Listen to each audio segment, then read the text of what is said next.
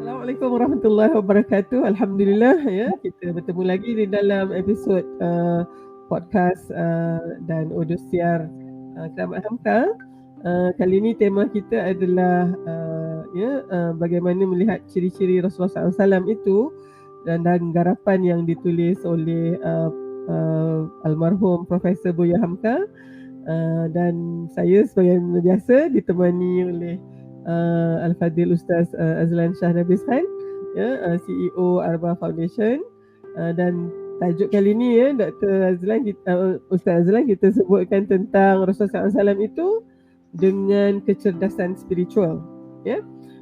Dan ini mungkin kenapa kita bincangkan, mungkin sebab selama ni kita mungkin tak bincangkan sangat, sebab memanglah Rasulullah SAW tu adalah ketua untuk kerohanian kita. Jadi apa benda yang kita nak kena bincangkan?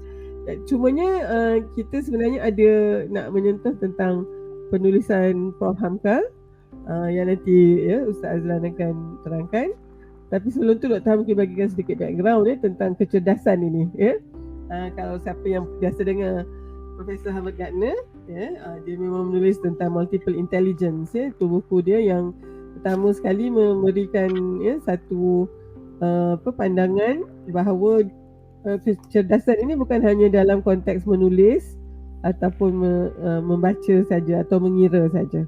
Jadi oleh sebab tu didapati paling tidak ada 7 multiple intelligence masa dia membuat bukunya yang pertama pada tahun 80-an tu kan. So dia kata ada yang book smart, ada yang mungkin kita kata number smart, word smart lah. Word smart ni yang boleh menulis, yang boleh bercakap. Sebenarnya kita panggil dia menguasai aspek komunikasi melalui perkataan dan penulisan.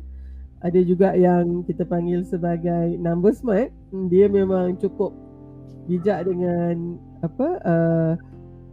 nombor ini, satu yang kuantitatif lah begitu. Kemudian ada juga yang bodily smart, bodily kinesthetic dia panggil. Yang ini memang tengok macam olahraga, olahragawan, gimnas, surgeon itu juga dipanggil sebagai bodily kinesthetic. Dia boleh buat dengan badan itulah sesuatu yang ni, itu adalah orang yang bodily smart. So bila kita tengok tu, saya mula baca ni lain, saya kata patutlah kawan-kawan saya ada yang memang sprinter kan, ada yang marathon runner kan. Mereka tu mungkin dalam konteks kat sekolah dulu dia dekat kelas belakang-belakang tu. Sebab pendidikan kita hanya seolah-olah rasa boleh relate tu. Ada yang dipanggil spatial smart. Spatial smart ni space smart. Ada orang yang yang ini yang jadi arkitek dan seterusnya tu, sebab dia boleh bayangkan daripada multi-dimension ni kepada 2D contohnya, ataupun daripada 2 dimension tu dia boleh jadikan kepada 3 dimension. So dia punya kecerdasan dia terhadap ruang itu sangat baik. Dan naturally yang ni orang lelaki mungkin lebih sikit spatial intelligence dia dibandingkan perempuan. Sebab tu wanita kalau nak masuk parking side parking atau L parking tu sebab kita tak boleh agak space tu. Tapi jangan lupa ada juga yang boleh, orang lelaki pun ada juga yang ni kiranya itu tadi spatial smart. Yang ke-5 yang dipanggil sebagai interpersonal, maknanya people smart. Maknanya sangat pandai lah dia punya skill tu. Kemudian ada yang intrapersonal, yang ini yang self smart, yang ini yang boleh berfalsafah sangat mendalam So itu 6. Dan yang ke-7 adalah biasalah kan, dia bila 7 tu dah dapat 6, yang ke-7 tu kita dah lupa. Elan nanti tak tahan tengok sekejap. Okey, mana tadi? Dan dalam konteks ini kita selalu kan mengatakan anak-anak kita ni tak pandai. Sebenarnya dia bukannya tak pandai, dia pandai dalam aspek yang lain tu. Jadi oleh sebab tu bila kita satu lagi musical smart, tu satu lagi. Ada orang memang boleh, orang yang pandai muzik ni kan sebenarnya dia boleh dengar tentang note-note tu. Itu sebenarnya fizik, dia pandai fizik sebenarnya. So itu betul. Mereka memang kalau tengok Berkeley punya musical institute di US tu, tak silap saya lah majority mereka adalah physics and maths punya graduate.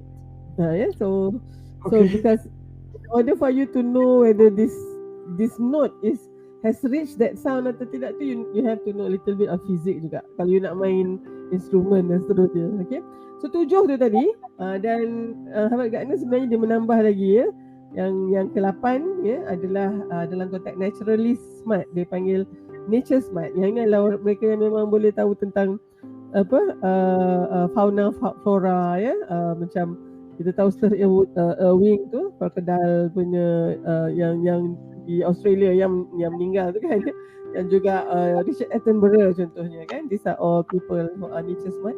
Dan yang terakhir tu maknanya mungkin dalam 10 tahun ya, atau 15 tahun kebelakangan ni, dia propose satu lagi, iaitu dipanggil sebagai existential intelligence, ya, ataupun kadang dikatakan sebagai the God smart, ya, pasal mereka ni boleh tackle, ya, soalan-soalan why we are here, why do we exist, what is the purpose of our ni, and where will we go until when we die, you know.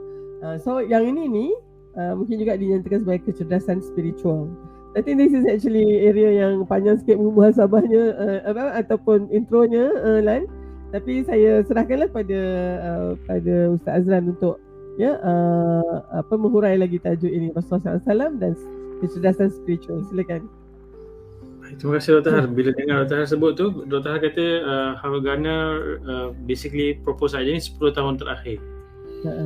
So saya rasa memang term itu kita tak jumpa lah, term kecerdasan spiritual atau kecerdasan rohani tu tak jumpa dalam, setakat saya baca tak jumpa lah, maybe ada. Tapi antara yang saya rasa macam dia merujuk kepada ciri-ciri tersebut tu adalah apa yang Profesor Hamka, dan dalam buku ni pun dia letak, dia ada satu buku nama dia Peribadi Hebat ni. So peribadi hebat ni macam going through your character and juga aspek-aspek intelligence yang berbeza lah.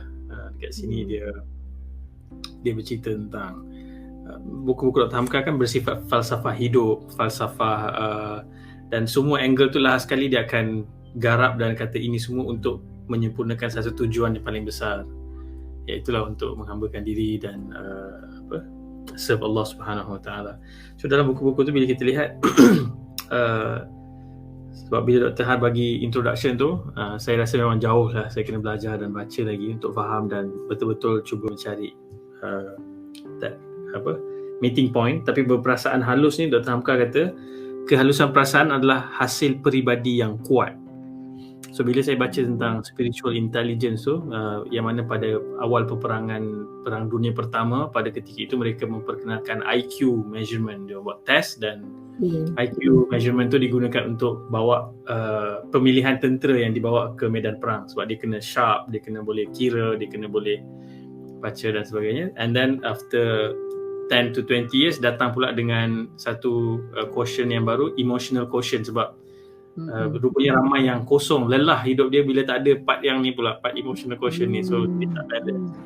So ramai jugalah hari ni kalau kita tengok dari sudut pendidikan awal kanak-kanak, dia push ke IQ punya domain terlalu besar, sehingga EQ dan yang lepas ni kita nak tengok SQ ni dia dah kurang.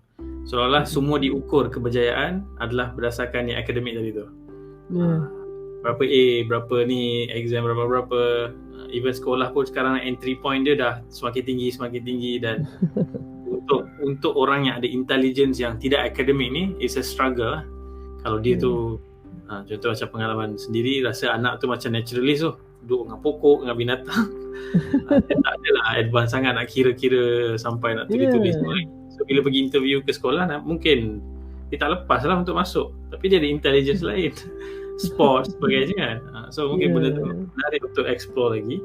Cuma dalam konteks ni, bila EQ pula diperkenalkan, lama kelamaan, misalnya dalam buku Nabil Al-Azami yang kita sebutkan sebelum-sebelum ini, dia kata 80% pergi kepada EQ sebenarnya dan 20% adalah IQ. Cuma lepas tu berlaku lagi perkembangan ilmu sehingga mereka jumpa seperti mana yang Dr. Har sebut tentang Howard Gardner tadi, ada satu lagi spot, ada satu lagi intelligence, which is spiritual quotient, ataupun yang tadi tu apa, existential intelligence. Cuma dalam buku tu bila disebutkan contoh-contoh tu, maksudnya perkiraan dalam sirah Nabi SAW tu, Nabi membuat perkiraan-perkiraan yang susah kita nak hadam kalau pakai akal je. contoh Nabi, nanti kita boleh kongsikan satu kisah yang Nabi bertindak. Dan Hamka sendiri dalam hidup dia, bila kita relate dan fikir balik, he actually, saya rasa orang yang dah ada that kind of intelligence. Dan sangat kuat dekat situ. Contoh kat sini disebut orang yang ada perasaan halus ini, yang lebih daripada ini, dia dapat menghargai orang lain dalam pendiriannya kerana ia mengetahui pokok pangkal yang menjadi sebab pendirian itu, meskipun pada dasarnya dia tidak menyetujuinya. Okay. Dan dalam bahagian ni dia tak ulas panjang lah, cuma bila nak tengok pada contoh pula, contoh yang selalu dijadikan satu dalam sirah Nabi ada beberapa contoh, tapi satu yang sangat luar biasa, even dari sudut keadilan tadi tu pun kita rasa macam macam tak adil Nabi buat ni, tapi bila kita tengok ke hujung nanti, Nabi serve the highest form of justice lah. Siapa berlaku, ada seorang ni, dia nama dia Thumamah ibn Uthal.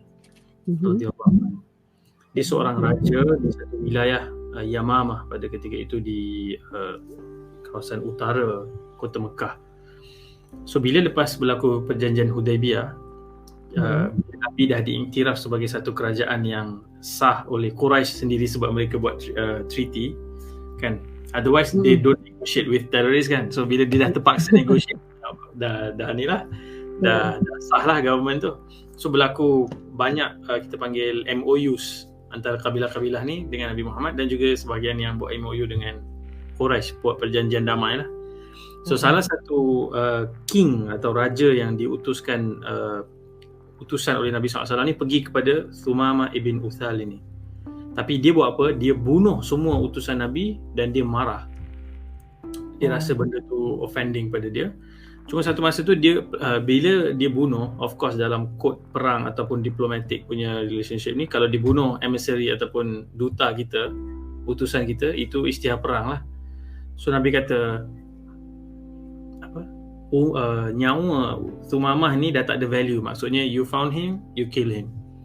Okay.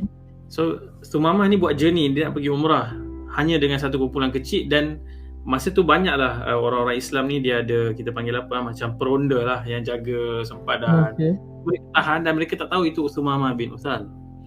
So mereka tanya dia dari mana, dia tak jawab, dia senyap. So dia pun ada intelligence dia pun pandai orangnya. So dia bawa ke Madinah, dan bila Nabi sampai ke Masjid Madinah tu, Masjid Nabi tengok, yang diikat di tiang tu, ini Thumamah bin Uthal. Ini orang yang bunuh duta kita dan kita declare war. Tapi Nabi SAW buat apa? Nabi kata, okay, dapatkan susu daripada unta Nabi SAW sendiri dan bagi makanan yang aku makan kepada dia. So Nabi sedang buat satu benda yang sepatutnya hukum lah.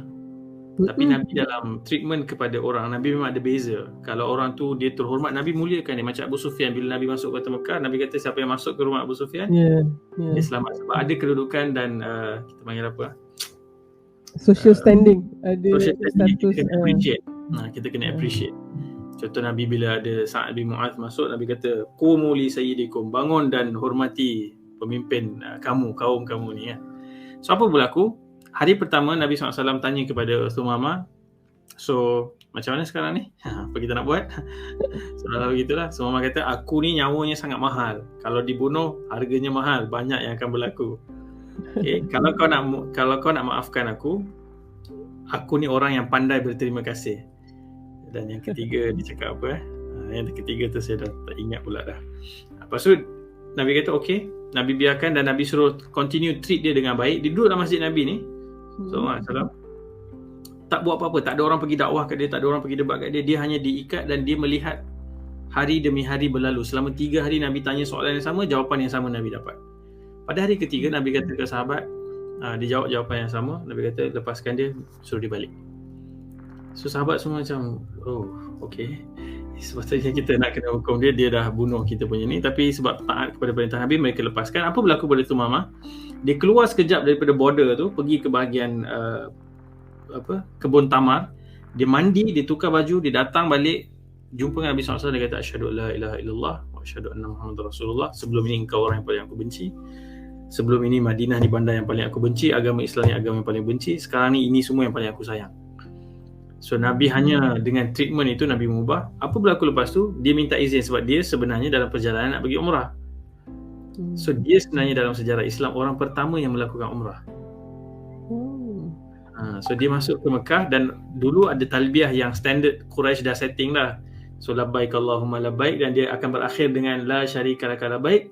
Kemudian ada melainkan syarik yang engkau approve, which is kononnya berhala-berhala dia orang lah. So Muhammad dia masuk, dia talbiyah, dia berhenti setakat labbaik la syarika laka labbaik. Dah, dia tak sambung yang tu. So Quraisy detect lah dia ni, oh kau ni sebenarnya ni.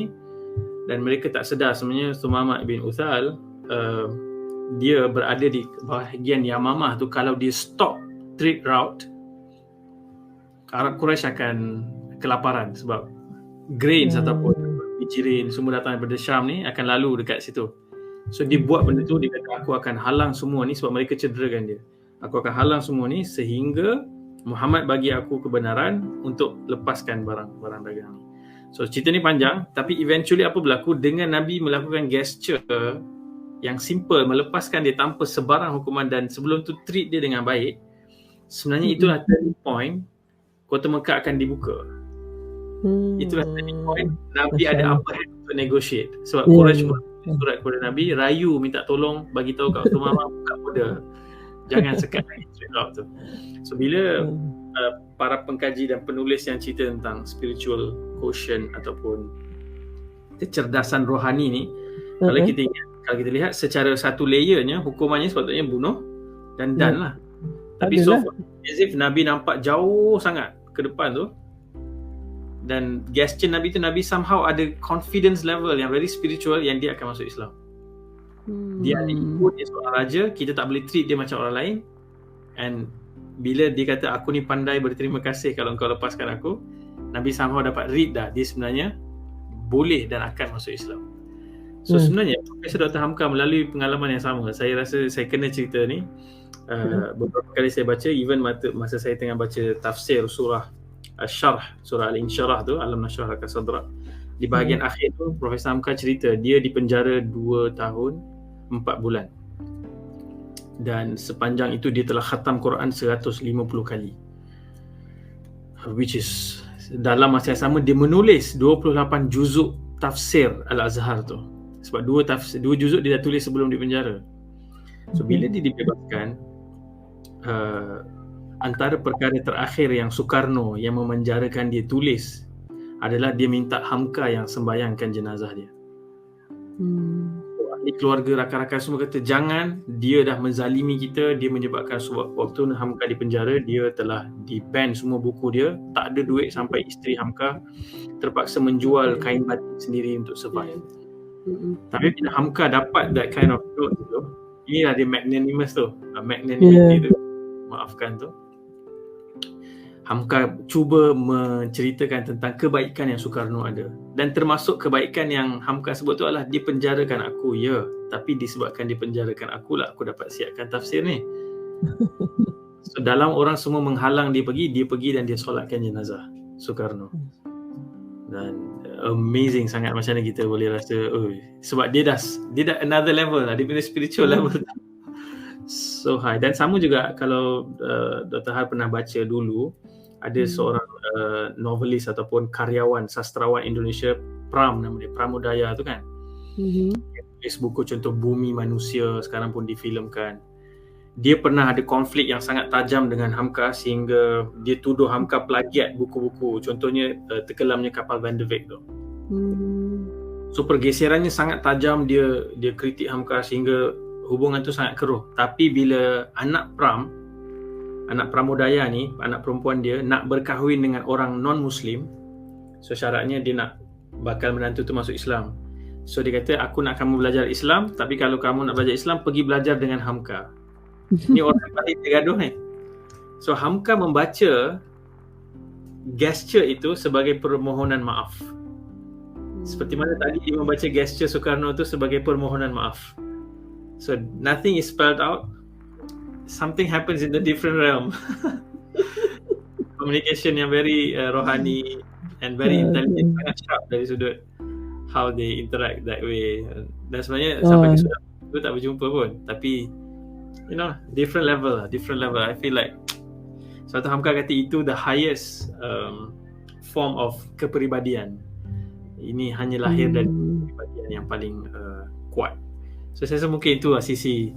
Sebenarnya bila tengok sirah banyak sebenarnya benda-benda macam tu. Saya rasa macam I want to explore more. Saya tak pernah baca lagi yang pasal Howard Gardner tulis. This is really deep.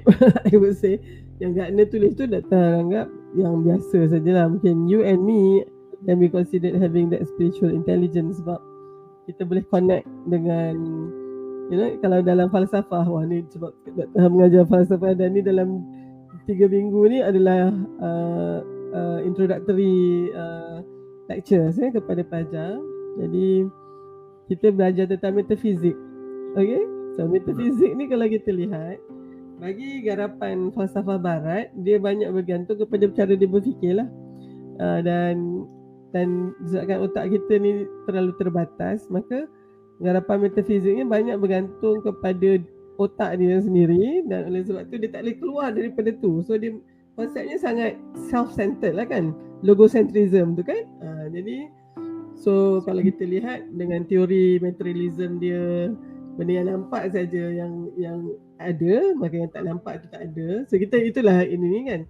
Jadi kalau kita melihatnya metafizik ni dalam kacamata agama, dan di situ ada satu lagi zat yang kita sandarkan semua yang kita tak tahu tu pada dia. Okay, so Dr. Han sekarang nak cakapkan bahawa apa impak dia kepada manusia yang dia punya tasawur dia, sudut pandang dia yang itu tadi, dan apakah hasilnya apabila kita menjadi manusia yang hanya bergantung pada dirinya sendiri saja. Okay, so tentu sekali rupanya kan, ni conclusion Dr. Han juga sebenarnya, Lan. Apa yang kita bincang dalam episod kali ni sebenarnya sangat dalam. Nak garap memang perlukan, you know, tapi macam biasa kita katakan podcast kita ni adalah pencetus kepada perjalanan pembelajaran kita sepanjang hayat ini kan. So jadi rupanya dia ada kaitan dengan kita punya kerangka fikir, yang mindset tu. Okay, sebenarnya bila kita ada kita menerima hakikat bahawa ada zat yang lebih mengetahui, lebih jauh pandangannya, lebih kuat daripada kita, hingga kan kadang-kadang kita rasa benda ni betul, tapi benda tu rupanya sangat memudaratkan kita. Itu sebabnya dia tak bagi pada kita, contohnya begitu. Ia membenarkan manusia untuk terus meningkatkan potensi diri dia, sebab yang benda yang lain beyond dia punya capacity tu dia tak payah, that's not his or her department. Kan kita senang saja, kan kita serahkan aja pada Allah lah. So kita usaha, kita ikat kita punya unta, lepas tu kita serah. Kalau katalah unta kita tu lari, dia ambil orang juga, well, so apa kesudahannya? Saya tak ada unta lah, tapi maybe itulah peluang kita untuk dapat 2-3 ekor unta merah yang lain pula, kan? Jadi it's always like that. Sedangkan kalau orang yang bergantung pada diri dia sendiri, memang sempit tu. Dia sempit sangat hidup dia. Dan Dr. Han rasa itulah bila Allah nyatakan bila dialog Allah dengan kita lah ketika Nabi Adam alaihissalam tu, bila diturunkan di atas muka bumi ni adalah untuk diuji, dan siapa yang tidak mengambil apa yang digariskan oleh Allah SWT, maka ma'isyatan dhanka, hidup yang sempit tu.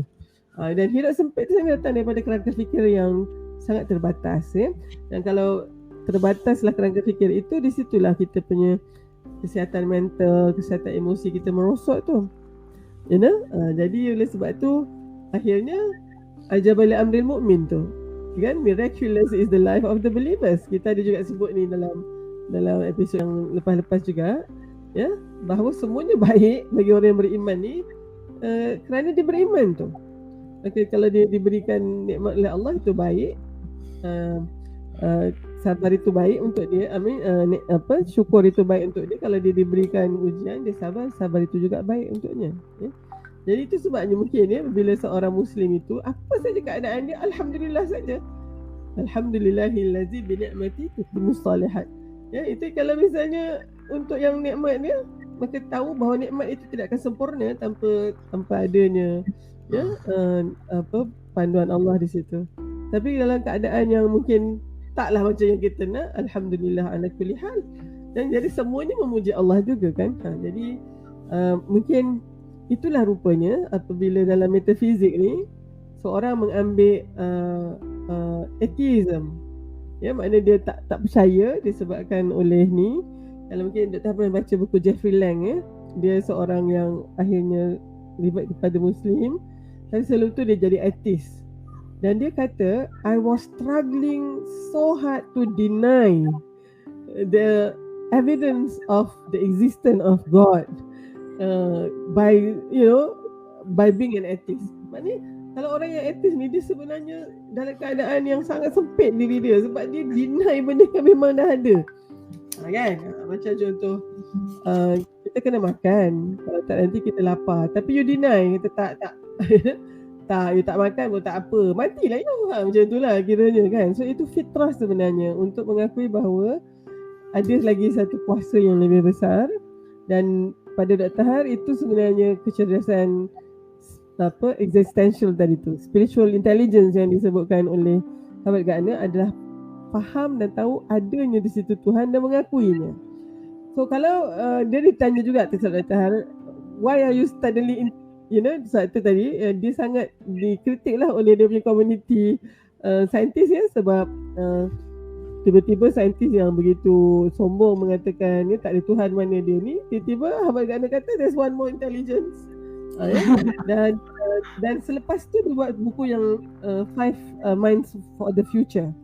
Dia cakap tu 2008. Tu pada tak silap Dr. Har, dia punya yang existential intelligence ni dalam lepas 2000 juga, tak silap Dr. Har, dia punya proposal tu, ya. Dia start off with in the 80s tu, dia 7 intelligence.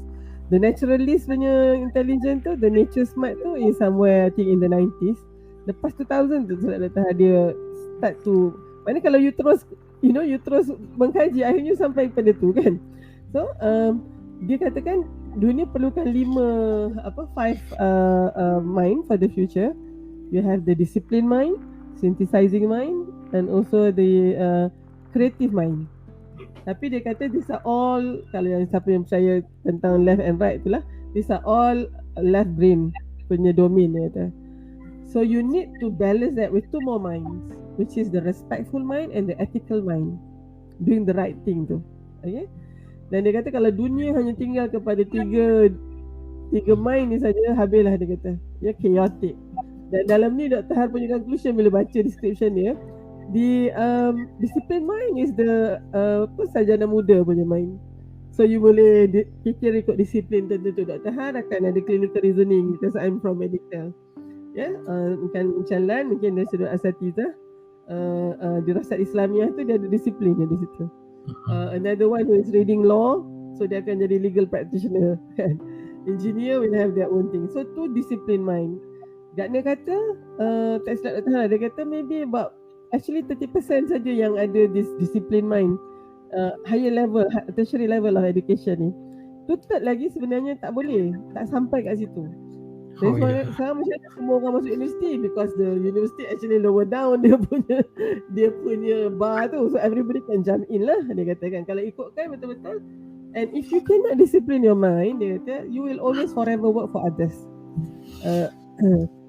Bila you buat masters plan, there is synthesizing mind. When you synthesize garapan daripada kajian orang lain, you sendiri tak buat anything new, nothing novel yet. Tapi bila you sampai kat PhD punya tu, that is your creating mind. Tapi itu juga sama dengan falsafah juga. Falsafah barat akan berhenti kat situ, that you and then maybe you start specialize lagi lah. Tapi kalau ikutkan yang kita lihat, sebenarnya kita akan lebih respectful and become more ethical. Dan hasilnya kita lihat bagaimana contoh Rasulullah SAW menjadi sangat magnanimous. Ya, dia dah beyond all this, as you said. You can only become magnanimous once you are beyond all this lah kan. You dah tak ada kena gravity tu lagi. And kalau yang terdekat ini kita lihatnya di dalam sosok perbuatan dan cerita yang kita dengar ini daripada almarhum Profesor Buya Hamka.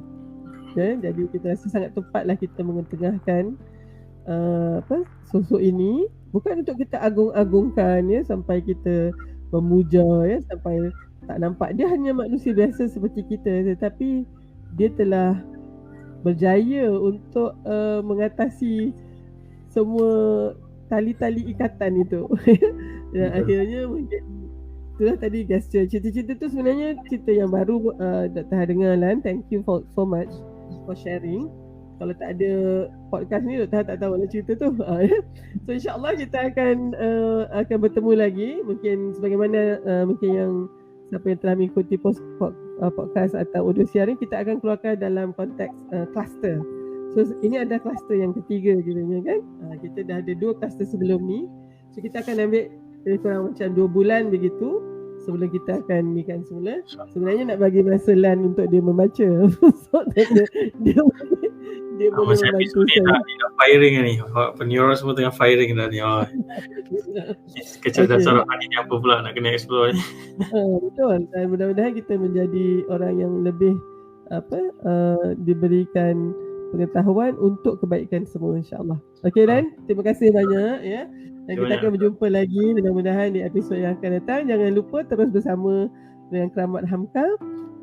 Saya yakin ya ada banyak sangat permata dan ya mutiara yang kita dapat kumpulkan daripada ya seorang ya yang sebenarnya tidak mati-mati pun. Itulah cara kita hidup selama-lamanya ya, dengan ilmu kita itu dan juga contoh-contoh teladan kita ya. Mudah-mudahan Allah memberkati kehidupan ataupun kita, merahmati roh almarhum Buya Hamka kerana terus menjadi mutiara yang bersinar ya untuk menyinari kita semua.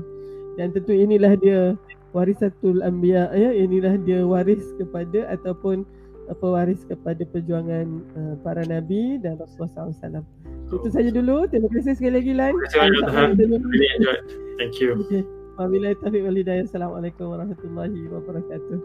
Waalaikumsalam warahmatullahi wabarakatuh.